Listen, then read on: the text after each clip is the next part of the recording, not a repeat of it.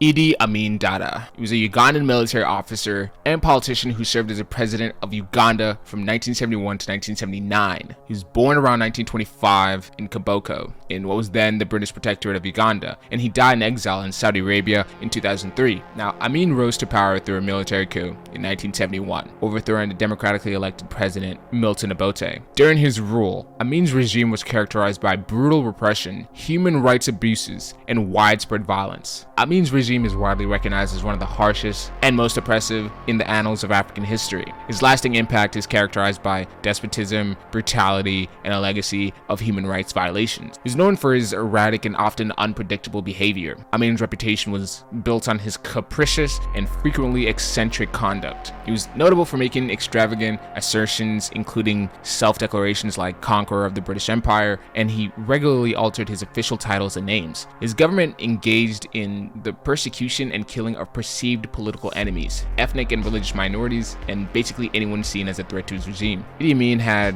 a considerable number of children through his various marriages. The precise count of his offspring remains relatively undocumented, but it is established that he had numerous wives and thus fathered a significant number of children, not to mention all the illegitimate wives and illegitimate children that he had. Now, Idi Amin Dada was born on May 17, 1925, in the village of Koboko in the West Nile region of Uganda. As I've said, Uganda, it's a landlocked country located in East Africa.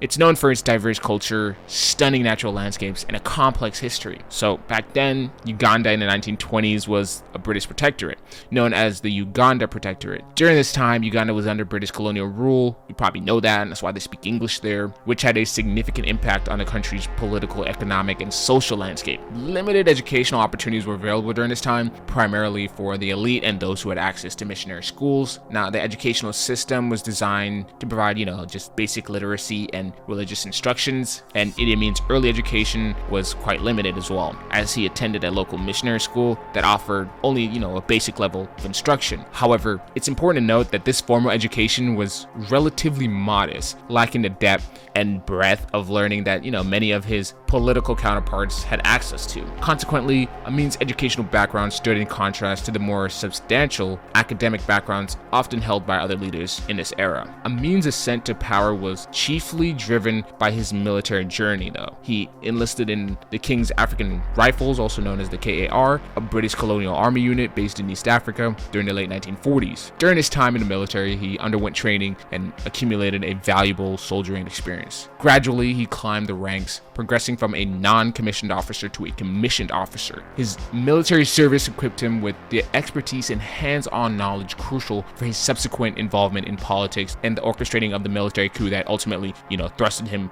into power in 1971. Prior to Idi Amin assuming leadership in Uganda, the country was under the presidency of Milton Obote. Milton Obote initially served as Uganda's first prime minister from 1962 to 1966 and subsequently assumed the role of president when Uganda transitioned into a republic in 1966. He retained a presidential position until Amin's military coup in 1971, which resulted in Obote's overthrow and subsequent exile. Obote made a comeback to power in 1980, only to face another coup in 1985. Very tragic, very unlucky. His rule, much like Amin, was marred by political instability and a record of human rights violations as well.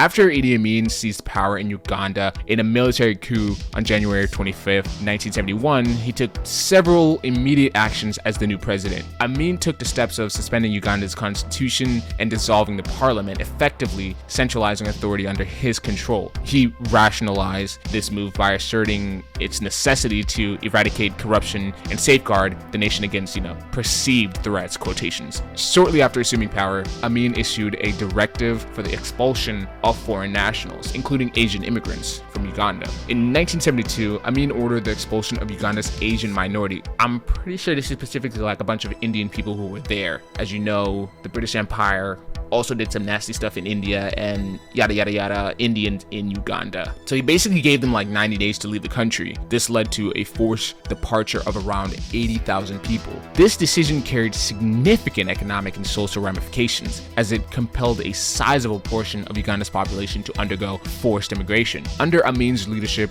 a campaign to eliminate individuals viewed as political adversaries in both the military and government commenced. Numerous military officers and government officials who were suspected of of loyalty to the preceding administration of President Milton Obote faced arrest, detention, or even execution as part of his purge. Amin put into effect measures aimed at the nationalization of diverse industries, encompassing banks and enterprises held by Asians and foreign entities. This action constituted a component of his wider economic and political strategy. Amin frequently delivered public addresses and speeches characterized by grandiose assertions and unpredictable conduct. Additionally, he adopted a variety of extravagant titles and honorifics, which, kind of mirrored his progressively authoritarian style of governance. Now, an intriguing and somewhat unconventional story connects Idi Amin with oranges. While serving as president of Uganda, Amin was said to have asserted that consuming oranges would render him immune to snake bites. And that's right.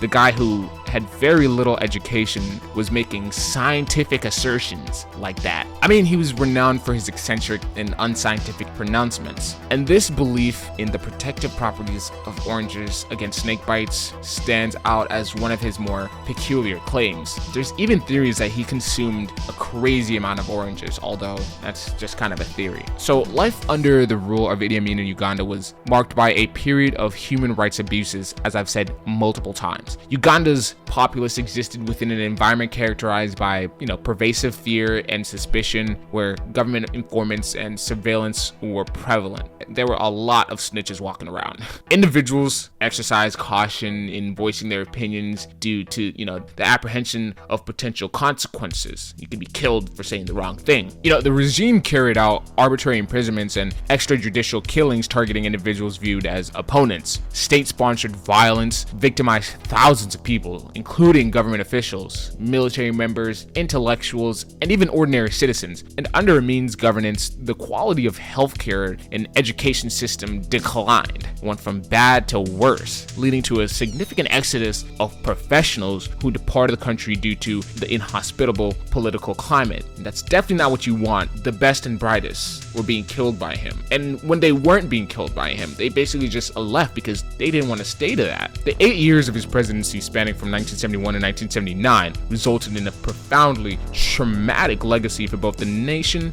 and its citizens. Let's get to his decline. So Idi Amin's decline from power began in the late 70s, and it culminated in his eventual removal from the presidency in 1979. So Amin's government encountered external challenges and military confrontations. In 1971, Amin's troops launched an invasion into Tanzania's Kagera region, sparking the Uganda-Tanzania War. This conflict imposed significant strains on Uganda's military capabilities and eventually gave rise to a collaborative military campaign involving Tanzanian forces and Ugandan exiles with the aim of removing Amin from the office. Amin's unpredictable conduct, violations of human rights, and conflicts with neighboring nations resulted in a decline of international backing. Numerous countries withdrew their diplomatic recognition of Uganda, leaving the country isolated in the global arena. Amin's economic strategies, which encompassed the nationalization of industries and the expulsion of Asians, contributed to economic deterioration. A lot of the Asians that he kicked out of the country were involved in a lot of the business in the country, basically. And him kicking them out did a number in the economy. Rampant hyperinflation and scarcities of vital commodities occurred. The population's experience of these economic hardships gradually undermined backing for his administration. Dissent within the military and government ranks grew as Amin's leadership became increasingly erratic and brutal. Some military officers and officials began to question his leadership and action. In April 1979, a coalition of Ugandan exiles and Tanzanian forces launched an offensive against Amin's government. The military revolt, supported by Tanzanian troops, resulted in the capture of Kampala, the capital of Uganda. In April 1979, after his ouster, Amin initially sought sanctuary in Libya, where Libyan leader Muammar Gaddafi extended a welcoming arm. While residing in Libya during this period, Amin was provided with political asylum and he stayed there for several years. In 1980, Amin left Libya and went into exile in Saudi Arabia. He lived in the city of Jeddah, did I pronounce that right? Jeddah? Saudi Arabia for the majority of his years in exile. The Saudi government allowed him to, reside in the country despite his controversial past as kind of a humanitarian gesture. Throughout his stay in Saudi Arabia, Amin maintained a rather tranquil and secluded existence. He predominantly refrained from public exposure and refrained from participating in political endeavors or even endeavors aimed at reclaiming authority. Amin's health began to deteriorate during his years in exile. He suffered from various medical problems, including hypertension and kidney failure, which I could have guessed, man. Have you seen him? He's big, fat, and unhealthy, so hypertension was definitely on its way. And kidney failure, that too, which required, medical treatment. Amin's interactions with the outside world was quite restrictive during this period of exile. He seldom agreed to interviews or issued public statements. On August 16th, 2003, Idi Amin Dada passed away in Saudi Arabia at the age of 78. So surprised this man made it to 78. His demise was ascribed to multiple organ failures. At the time of his death, he had resided in exile for more than 2 decades. Amin's time in exile in Saudi Arabia was marked by his lack of political clout and a rather tranquil and solitary way of life. He spent the final years of his life in a nation that had provided him refuge, a considerable distance from the authority and prominence he once commanded in Uganda. So Uganda has undergone significant changes since the end of Idi Amin's rule. The country has made progress in various areas, but it also faces ongoing challenges related to governance, political instability, and socioeconomic development. Uganda's history since Amin has been marked by both positive achievements and, complex issues that continue to shape its trajectory.